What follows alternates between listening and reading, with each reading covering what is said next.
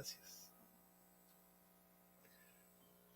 Muy buenas tardes, tengan todos ustedes.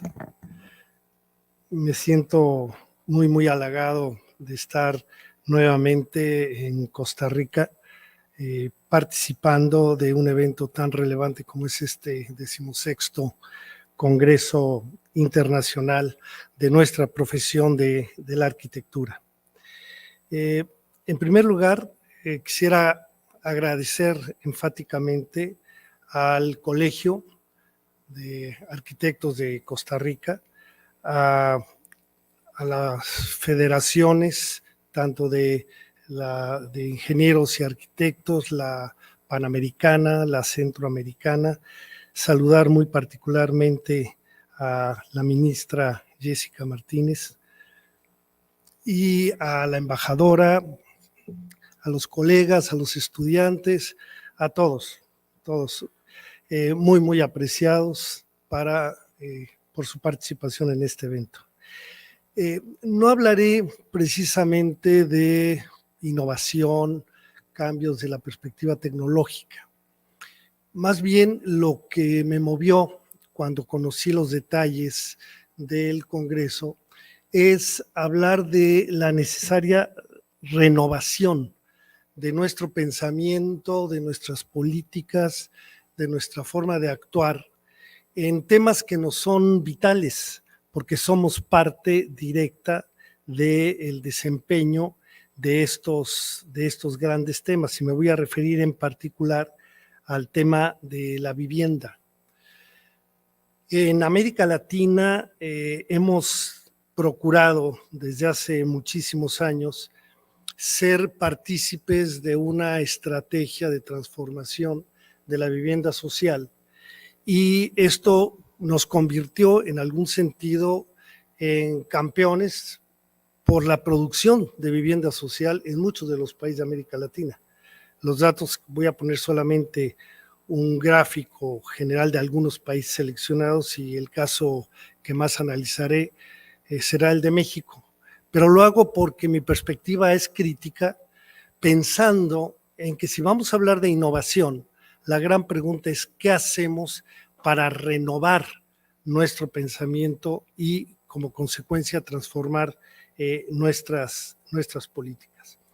Por eso inicio con un planteamiento que parte de esta frase de la política de Estado, que fue la vivienda social, a lo que la hemos convertido en América Latina, que es fundamentalmente un negocio inmobiliario. Esto no es que esté mal. El problema, y retomo unas palabras de la ministra Jessica Martínez, es que nos olvidamos de las reglas, nos olvidamos de los acuerdos, y a lo largo de los últimos 20 años, cuando menos, históricamente, buena parte de lo que fue una política de Estado se fue transformando, como trato de mostrar con algunos elementos en esta primera lámina. De hecho, la mayoría de los gobiernos en América Latina se han limitado a administrar recursos de los trabajadores, a subsidiar, a promover, pero lo que a mí me parece que es muy relevante y debemos analizarlo juntos con todos los actores es esta idea de ceder decisiones fundamentales en políticas de esta naturaleza, como para mí la palabra clave, localización. El ceder las decisiones fundamentales de localización para la construcción de la vivienda me parece que ha sido uno de los temas que debemos recuperar con otros criterios a lo que hemos hecho en los últimos años. Además de esto, buena parte de las políticas de desarrollo de la vivienda, asociadas a las políticas del desarrollo urbano, hubo una serie de ajustes. Yo diría que hay dos fundamentales que tienen que ver con la búsqueda, la promoción de la presencia fundamental de los tres espacios del capital que son considerados los más, digamos, urbanos: el financiero, el constructor y el inmobiliario. Pero por otro lado, la reducción de la presencia del Estado en las políticas que tienen que ver con el ordenamiento de esta función fundamental del desarrollo urbano. En varios países, si ustedes lo piensan un poco, estarán de acuerdo conmigo que inclusive se llegó a separar institucionalmente la política de vivienda de la política del desarrollo urbano, del ambiental, de la política de movilidad y de transporte, porque el planteamiento fundamental fue cómo hacemos para construir el mayor número de viviendas posibles de tal forma que cada una de nuestras ciudades y cada uno de nuestros ciudadanos o los núcleos familiares de nuestro país puedan acceder a una vivienda.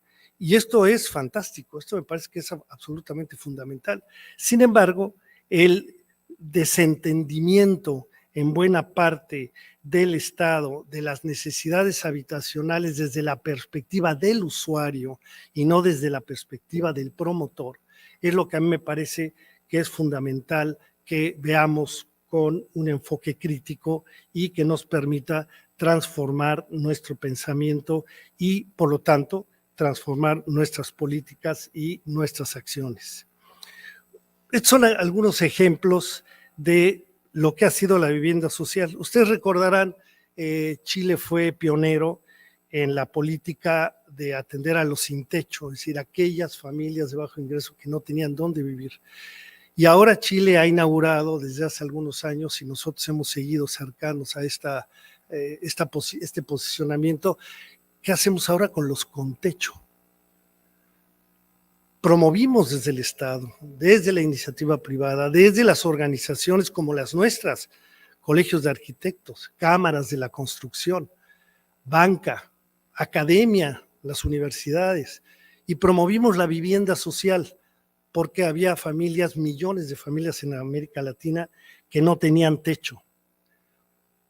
Y ahora tenemos el grave problema de qué hacemos con los que no tienen techo y los que tuvieron techo, que ahora tienen problemas de abandono de la vivienda.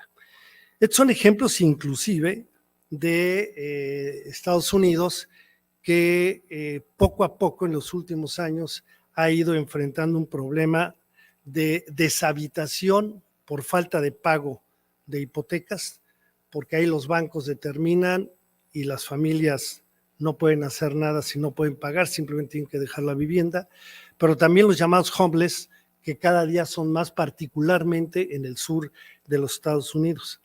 Y la gráfica donde están muchas casitas es un caso clásico en mi país, de los cuales se han construido una cantidad muy, muy grande de conjuntos habitacionales.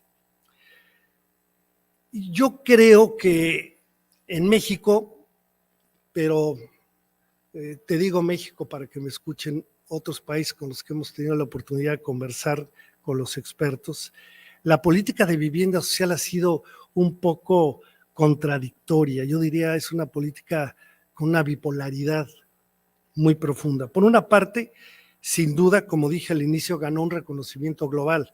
Miles de millones de dólares llegaron a los gobiernos, llegaron a las empresas para que se produjera viviendas sociales en prácticamente todas las ciudades. Grandes instituciones se acercaron a los países. El modelo que se genera en Chile, en México, en Colombia, en Argentina, etcétera, en Brasil, es reproducido en otras latitudes.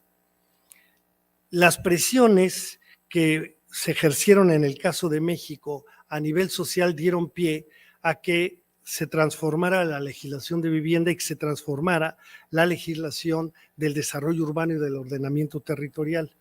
Y esto ha sido extraordinariamente importante porque ya contamos por lo pronto con un buen discurso político, un buen discurso social donde se reconoce el derecho a la ciudad, reconocemos el derecho a la vivienda adecuada, aceptamos y promovemos la producción social de vivienda, igualmente otros procesos de construcción y autoconstrucción de la vivienda y siempre por delante la atención a los más pobres y también al orden urbano, al orden ambiental, al vínculo entre las diferentes políticas. Sin embargo, en la práctica, buena parte de los gobiernos lo que han tenido es una especie de función doble que cuando menos ocurrió hasta el año 19. A partir de la pandemia y a partir de cambios de gobierno y una serie de situaciones, hay un reconocimiento de estos errores históricos recientes de la vivienda y hay una especie de replanteamiento. Sin embargo, si regreso al año 2000 hasta el 2019, esta idea de primero facilitar, lo más importante es facilitar la acumulación del capital, de la riqueza de algunos, y por otro lado, publicar leyes progresistas y políticas y discursos que daban pie a un pensamiento social mayoritario. ¿Cuál es el resultado de todo esto? El resultado hasta hoy, y si es evidentemente demostrable, es que los mercados resultaron muy favorecidos, todos los mercados asociados a la producción habitacional, a la producción de ciudad, resultaron muy favorecidos. Y por otro lado, los que debían ser beneficiarios de las políticas sociales, apenas en algunos casos se ha logrado un cumplimiento, yo diría inclusive un parcial cumplimiento. A partir del 19, entonces, ocurre una serie de cambios. La política urbana, la política habitacional empieza a mostrar diferencias. Voy a hacer algunos comentarios al respecto que nos abren la posibilidad de una transformación que resulta absolutamente fundamental. Antes de ello, déjenme mostrarles algunos datos que nos evidencian el tamaño, la magnitud, el significado de lo que estoy mencionando, porque tiene que ver con la magnitud de nuestra responsabilidad, por pequeña que sea, como arquitectos, como urbanistas en este fenómeno. En el caso mexicano solamente, entre 2000 y 2020, los organismos nacionales de vivienda de los trabajadores del Estado y de los trabajadores privados lograron otorgar más de 14 millones de créditos hipotecarios para acceder a una vivienda nueva. Y se produjeron casi 12 millones de viviendas.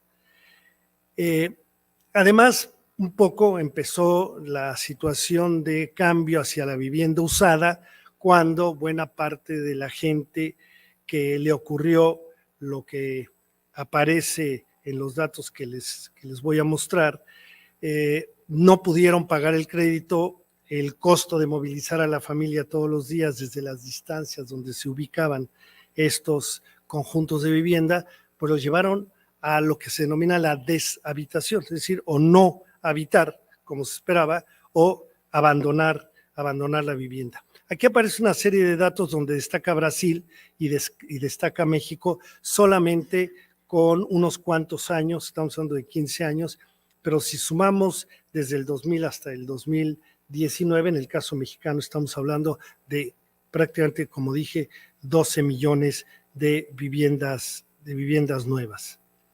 Es un mapa de la región metropolitana del Valle de México, donde está la gran Ciudad de México, y un conjunto de municipios del Estado de México, que es un territorio dentro de la Federación Mexicana que rodea a la Ciudad de México. Solamente cada puntito amarillo que ven ustedes es un conjunto de vivienda social. El cuadro que aparece a un lado, ustedes pueden observar solamente en unos cuantos años, estamos hablando del 2006 al 2017, se construyeron más de 60,000 conjuntos habitacionales con 4.7 millones de viviendas registradas en el Sistema Nacional que se llama Registro Único de la Vivienda. Esto nos va dando una idea de la magnitud de lo que estamos hablando. Con el tiempo fue necesario que iniciáramos un análisis más profundo de esta política para plantearse alternativas de gestión con las empresas, con los gobiernos locales, con el propio gobierno nacional, con la academia, preguntarnos qué es lo que hemos hecho bien, qué es lo que no hemos hecho bien y cómo hacer las transformaciones necesarias. Y de ahí surgió este índice que estoy mencionando aquí, el índice de deterioro habitacional que creamos en el año 2015, porque la gran pregunta fue, fíjate que en México resulta con que estamos estimando que 1 de cada 6 viviendas está siendo abandonada por la familia. Oye, son familias que se embarcaron en una hipoteca de 20, 25 hasta 30 años y de golpe al año, a los 2 o a los 3 años o poco más, abandonan la vivienda. Y no existe un mercado secundario suficiente para que esa vivienda pueda revenderse, la gente pueda recuperar su inversión y pueda continuar su proceso de vida. Y lo que descubrimos es que todo esto era reconocido en Brasil, era reconocido en Chile, era reconocido en Argentina. Sin embargo, no teníamos una medición adecuada que nos permitiera saber exactamente por qué, cuáles son las causas que provocan este proceso. De ahí que se diseñó este mecanismo de medición, de evaluación que nos permitiría transformar la política de vivienda social, considerando estas 3 grandes dimensiones, lo que es la habitabilidad de la vivienda, o sea, cuando hablamos de la casa, del espacio íntimo de donde vivimos, en qué condiciones se da desde todas las perspectivas, diseño, tamaño, servicios, privacidad, calidad, en todo lo que se puedan ustedes imaginar.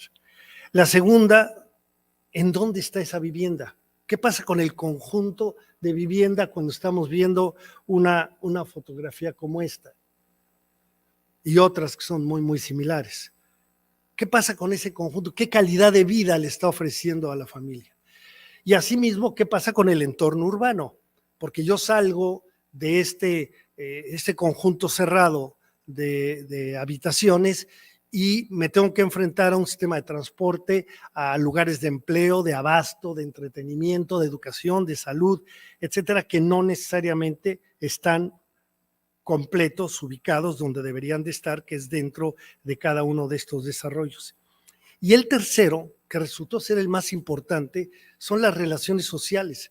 ¿Qué pasa con la gente que arriesga su patrimonio, reconoce al Estado que le ofrece una vivienda, compra esa vivienda con el crédito que ocurre prácticamente en todos los casos y que se encuentra con otras familias o con otros núcleos familiares y qué tipo de relación establece con ellos? Y lo que encontramos es que nuestro trabajo como arquitectos, nuestro diseño, nuestra manera de pensar o de imaginar la vivienda social, pues no resultó ser lo más razonable para poder enfrentar esta situación que las familias tenían que sufrir. Aquí les pongo algunos ejemplos de la localización de algunos de los conjuntos que analizamos. Estamos hablando de las grandes ciudades mexicanas, de un máximo de localización de hasta 40 kilómetros al centro metropolitano. Imagínense tomar un autobús desde el punto más lejano del centro de San José, donde alguien tiene que trabajar, y tiene que tomar un autobús que además cambia porque son varias empresas o varios sistemas los que tiene que utilizar, que tiene que salir con la familia, tiene que llevarlos a la escuela, tiene que ir a visitar a alguien o simplemente van a trabajar, a estudiar. Bueno, lo que encontramos es que el promedio en el conjunto de conjuntos analizados anda entre 9 y 14 kilómetros de distancia al centro urbano más cercano. ¿Quién decidió esta localización? ¿Fue el Estado? ¿Fueron los planes reguladores? No, fue el lugar donde el desarrollador encontró la tierra más barata. Entonces, nos encontramos con que hemos ido creando con el tiempo un mercado de vendedores y no un mercado de compradores. Eso de que al cliente lo que pida no es tan cierto, porque el cliente nunca iba a pedir tener su vivienda a 14 kilómetros de distancia, a tener que dedicar por miembro de la familia, 18.7% del ingreso familiar al mes para poderse trasladar. Y lo que encontramos es que cuando se llegaba más o menos al 50% del gasto de la familia, sumado dos temas nada más, movilidad e hipoteca. La gente decía, ¿sabes qué? Nos regresamos a casa de tu mamá, o nos regresamos a la informalidad donde estábamos, pero no podemos vivir aquí. Simplemente no nos alcanza el recurso. Estos son casos concretos, podría mostrarles muchísimos más, pero aquí la idea es ir analizando qué fue lo que pasó y qué tenemos que hacer para generar una transformación. En estos mapas aquí, la crítica es simplemente a la forma urbana. Es sorprendente que esto pueda ser un conjunto de vivienda social. Imagínense que yo compro la vivienda, que la entrada anda por aquí y yo compré la vivienda acá y que son aquí 4 kilómetros por 200 metros de ancho. ¿Quién autorizó? ¿Quién diseñó esto? Bueno, lo diseñamos nosotros. Hay que reconocerlo. Fueron arquitectos urbanistas los que diseñaron esto. ¿Y quién lo aprobó? Los gobiernos. ¿Y quién lo financió y quién hizo el negocio de vender estas casas? Los desarrolladores. Entonces, entender esto a mí me parece que resulta fundamental, porque si ustedes leen del lado azul, las frases que están ahí, son los indicadores que fueron peor evaluados al aplicar el índice de deterioro habitacional en el caso de México. Primero, una vivienda extremadamente reducida, que además escuchaba todo lo que hacían los vecinos, unas condiciones para el desarrollo de la vivienda en el conjunto y en el contexto urbano de problemas de accesibilidad. Si no compro un cochecito, no me puedo mover con facilidad porque el transporte público en general es malo. Limitaciones en la calidad de la infraestructura. Al ser un negocio inmobiliario principalmente, no necesariamente se le puso mucho cariño a la calidad de los materiales y de la infraestructura, porque tampoco el Estado gestionaba estos procesos. Simplemente el Estado autorizaba los desarrollos y después alguien tenía que vivirlos y alguien tenía que asumirlos. Y aquí aparecía la municipalización, lo absorbe ya el cantón, lo absorbe el departamento, lo absorbe el municipio, lo asume y tiene que hacerse ahora responsable de todos los errores y todas las cuestiones que no funcionaron bien. Porque como dije, las relaciones sociales es el peor de los indicadores analizados. No hay empatía entre la gente que vive ahí. ¿Y por qué no hay empatía? Porque unos, en el caso de México, venían de Chihuahua, otros venían de Yucatán, otros eran de Ciudad de México, otros eran de Nuevo León y el conjunto habitacional estaba en Michoacán, donde ahí tenían trabajo todos ellos o se habían movido por alguna razón. Faltaba esta empatía del tejido social que generó probablemente uno de los problemas más fuertes que hemos observado en este proceso. De ahí que yo me pregunté cuando aplicamos esto y se lo planteé al gobierno y lo hemos discutido con colegas en varios países de América Latina, ahora lo hemos comentado con la ministra, con la viceministra, con el colegio de colegas de aquí de Costa Rica. Necesitamos, antes de hablar de innovación tecnológica, por ejemplo, ¿por qué no innovamos nuestro pensamiento, pero sabiendo exactamente por dónde? Y para esto hay que medir, Lo que no se mide finalmente es muy difícil que se pueda planificar y que se pueda después transformar. Por eso planteamos esta idea de este proceso de evaluación sistemática, integral, que permita estas primeras ideas a manera de principios de resolver conjuntamente carencias y problemas, pero con los actores, no para los actores. No es resolverle a los residentes el problema, no, es cómo resolverlo con ellos, porque ellos son los que construyen el tejido social donde viven. ¿Cómo hacerlo con los gobiernos locales si no tienen recursos, si no tienen capacidades técnicas, si no los apoyamos desde los gobiernos centrales? ¿Cómo lo hacemos con los desarrolladores para que tomen conciencia del significado de lo que estamos haciendo? Y también de los otros actores económicos como los financieros, los constructores, entre otros. ¿Cómo generamos nuevas acciones? Y esto es muy innovativo, esto que ahora se está discutiendo mucho.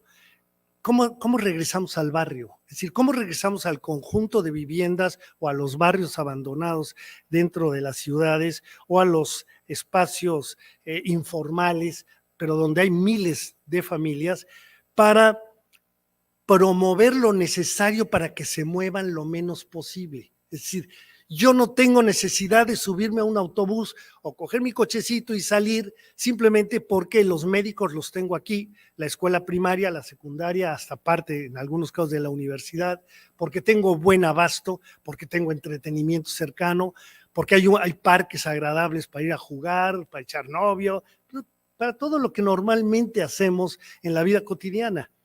Pero esto hay que gestionarlo porque la política de vivienda en los últimos 20 años, si ustedes analizan buenas políticas como fue Minha Casa, Minha Vida en Brasil, tiene problemas de esta naturaleza.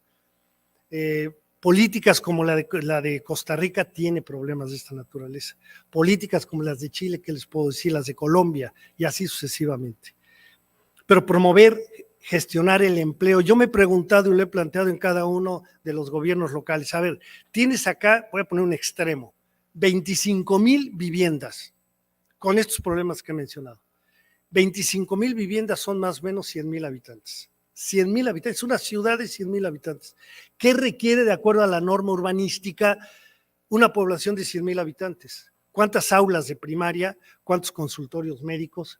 ¿Cuántas tiendas de conveniencias cercanas? ¿Cuántos metros cuadrados de espacio público para los niños, para gente mayor? ¿Cuánto de todo esto? ¿Por qué no se promueve para que inclusive la gente que vive ahí sea promotora y puedan, los que viven ahí, que son médicos, puedan poner un consultorio médico, o si son profesores, apoyarlos para que puedan educar en programas públicos, privados? Es decir, ideas de innovación del pensamiento para que las cosas funcionen de mejor manera están ahí y son muchas.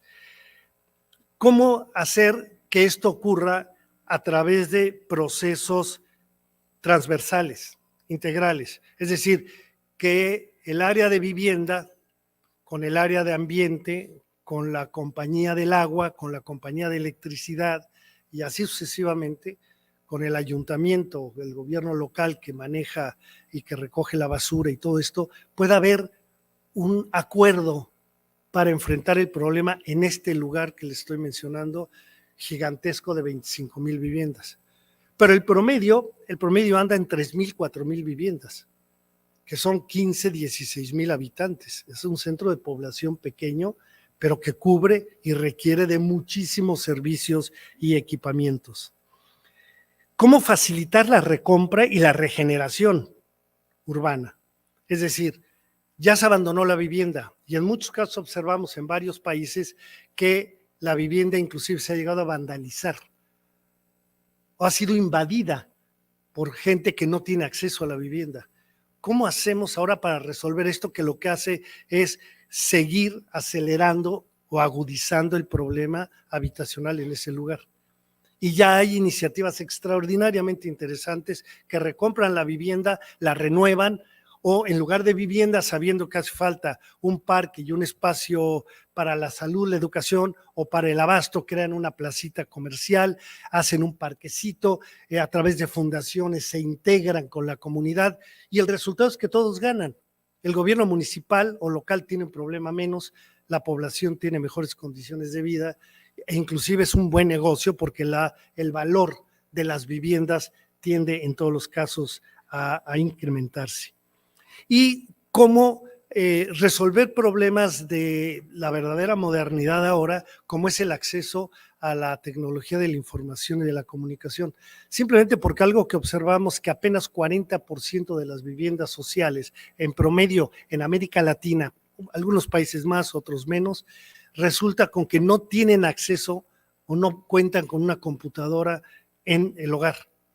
Entonces, ¿cómo pueden, después de la crisis de la pandemia, cómo pudieron y cómo pueden ahora seguir estudiando en un proceso de teleeducación o teletrabajo o teleentretenimiento o adquisición de bienes y servicios de toda naturaleza.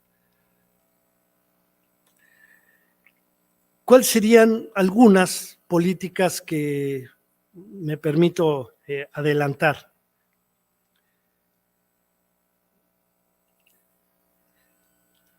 Si tenemos que evaluar, la pregunta es ¿para qué queremos evaluar?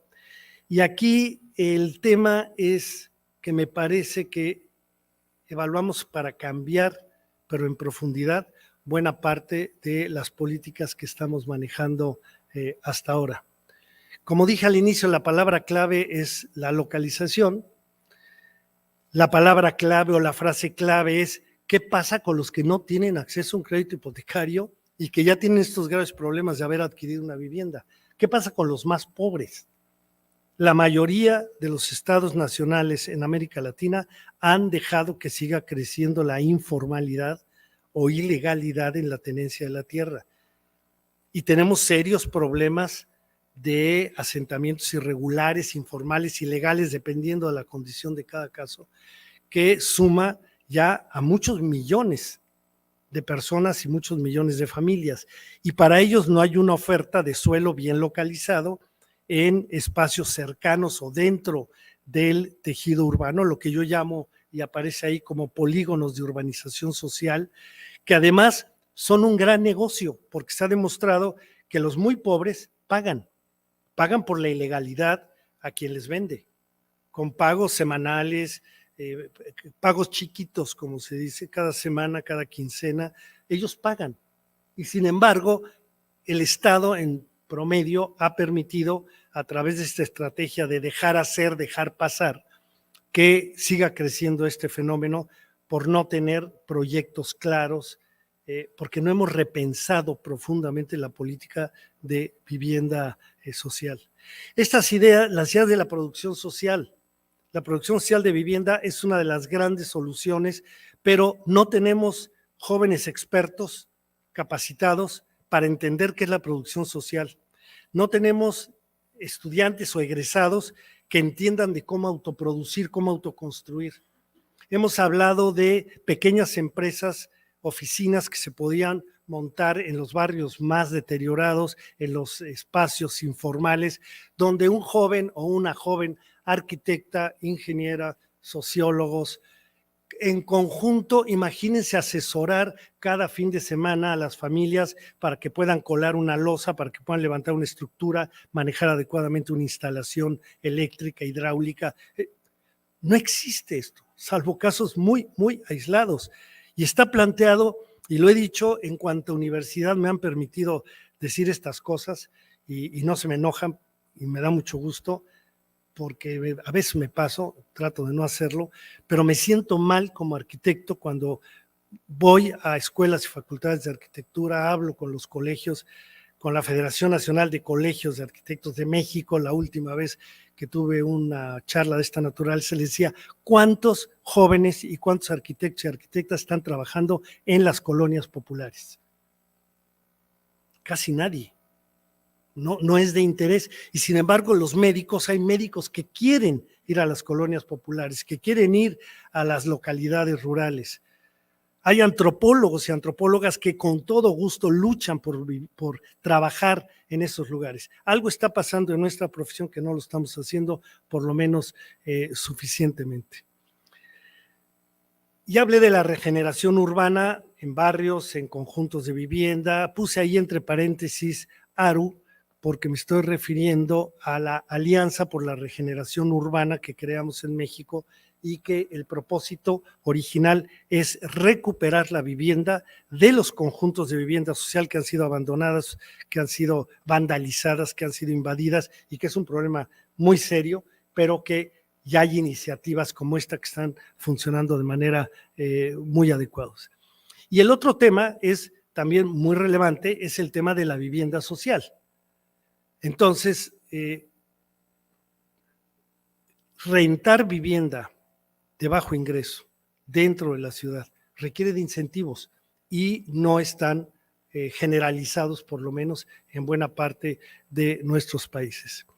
Entonces, para ir cerrando, me planteo esta idea de medir para saber, para entender mejor, pero es la base para que actuemos con mayor eficacia, con mayor eficiencia. Y primero me pregunto el tema de la vivienda en el contexto urbano. Hoy conversábamos sobre los planes que se están impulsando en Costa Rica para tratar de cubrir a todos los cantones del país.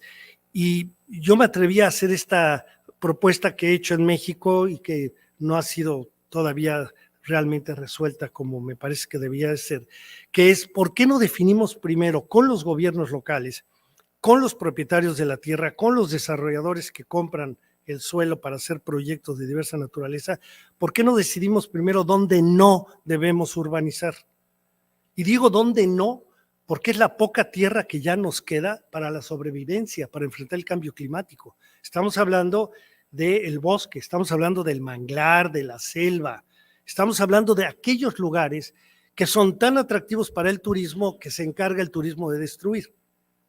¿Qué les puedo decir en México? Para mí Cancún ya se fue, ya se nos fue de las manos. A mí no me gusta ir a Cancún, porque Cancún era uno de los lugares más bellos del Caribe, pero lo llenaron de hoteles, lo llenaron de viviendas residenciales turísticas, de centros comerciales, y nos lo comimos. Pero así pasó con la Costa de Oro en España, y así está pasando con todo el corredor desde San Paulo hasta Río de Janeiro en Brasil y en otros lugares de América Latina. ¿Qué pasa con este tipo de enfoques? Bueno, resolvamos por lo menos dónde no, tengamos los instrumentos, los incentivos y los desincentivos necesarios para que esto, para las generaciones que están por venir, se preserve en las mejores condiciones. El tema de la accesibilidad y la compactación. No necesariamente se trata de densificar la ciudad, pero ya lo decía Jessica hace un momento, ¿cómo hacemos para que la ciudad sea más compacta, yo diría más consolidada? ¿Cuánto cuesta recorrer toda la región metropolitana de San José de pe a pa cuando tiene miles de hectáreas vacantes a lo largo del tejido? ¿Cuánto cuesta en emisión de gas de efecto invernadero, en consumo de energía, en costos a los ayuntamientos o a los gobiernos de los cantones o del gobierno nacional para estar repavimentando las calles, metiendo tubos, metiendo cables cada vez a distancias mayores? ¿Cuánto nos cuesta y cuánto le cuesta inclusive a la naturaleza el seguir manejando este diseño o este patrón urbanístico? Desde la gestión sociopolítica, el tema, a mí me parece que si hablamos de planes y programas, yo no hablaría de un documento de los que yo he hecho directamente, que es un documento técnico, que hay que elaborar con una serie de normas. A ver, me parece que la clave es el acuerdo social y político con los actores sociales de cada ciudad, a través de ese acuerdo de dónde sí, dónde no urbanizar, cómo resolver los problemas que se enfrentan, gestionando de la mano con ellos, y el resultado final de todo este debate, utilizando la técnica, el conocimiento y toda esta cuestión, la mejor información posible. Oye, ¿y cómo formalizamos todo esto que hemos hablado? Pues mira, la ley dice que aquí hay una cosa que se llama plan o programa. Es el documento que nos sirve entonces como instrumento para que tengamos bajo el brazo y cada vez que queramos hacer algo, podemos simplemente revisar lo que dice el plan o programa, y como es un acuerdo social, hay muchas más posibilidades de que se pueda cumplir. Hablé ya hace un momento de esta idea de la recuperación integral del hábitat e insisto en el tema de los polígonos de urbanización social y del o la desarrolladora social. Sería una nueva industria que dejaría además para vivir bien si se crean estos polígonos, se crean estas pequeñas empresas para asesorar, para ser consultados permanentemente por las organizaciones sociales que están requiriendo de un apoyo para renovar, para regenerar el lugar donde viven. Y esto que mencioné de cómo reducir las necesidades de movilidad de la población, simplemente porque cerquita de casa, no digo que la ciudad de los 15 minutos que se ha planteado en Francia, sino cerca de casa, a lo mejor en un autobús a 1, a 2, a 3 kilómetros o menos, yo tengo lo que debo tener para todas las necesidades que están directamente asociadas a la vivienda queden resueltas. Esta es la última lámina. Si logramos cambiar esta manera de pensar las políticas, de entender la ciudad, de entender a la vivienda, yo creo que las posibilidades de armar una estrategia de medición, una estrategia de evaluación y una estrategia que nos lleve a la transformación de las políticas, de los proyectos que ahora tenemos, nos podría llevar perfectamente a un pacto de corresponsabilidad.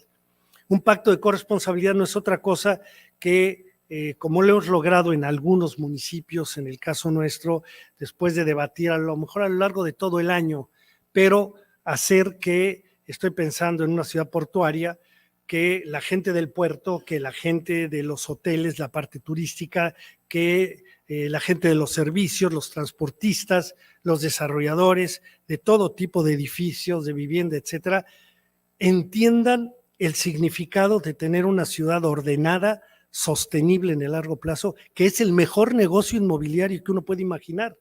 Todas las plusvalías van hacia arriba conforme la ciudad es más ordenada, más habitable. Conforme es más desordenada, está más sucia, está todo disperso, no tiene un patrón organizado. Cuando estas cosas ocurren, que es lo que nos está pasando mucho en América Latina, las plusvalías se caen, vienen a la baja. ¿Y qué ocurre? Que entonces quien tiene dinero se aísla y entonces tenemos los cotos cerrados de mediano o de alto o de muy alto ingreso, donde no entra nadie, que hay vigilancia. Y por otro lado está el lamentable aislamiento, que yo le llamo segregación de los más pobres. Simplemente que por el precio de la tierra, por el precio de los servicios de la ciudad, no lo pueden pagar. ¿A dónde se van? Pues a donde es bien barato, pero muy, muy barato. Claro, no hay agua, no hay acceso, es malo, hay riesgos de toda naturaleza, hay incertidumbre en la tenencia de la tierra, o de plano es una invasión o una compra ilegal. Pues claro, ¿a dónde se pueden ir los más pobres si el resto de la sociedad no les ofrece una alternativa? Esto me parece que son los caminos que pueden permitir estas ideas del bien común, de reconocer el espacio público, el equipamiento social como lo más importante para la ciudad. A mí me parece, alguna vez escuché una frase que me pareció absolutamente central, aunque va en contra de mucho del pensamiento tradicional. Primero nosotros y después yo. Y eso me parece que es central. Si la comunidad está bien, porque el espacio público está bien, yo estoy mejor. En cambio, si yo me encierro en mi casa, en el desarrollo, en el coto, y afuera todo está mal, lo que estamos generando es una ruptura poco a poco creciente del tejido social. Estos pactos, estas estrategias me parece que son posibilidades que permiten finalmente entonces cambiar la política de vivienda social. Esto es lo que quería poner a su consideración. Si alguien tiene interés en que luego conversemos, ahí está mi correo y el día que quiera podemos seguir conversando. Muchas gracias.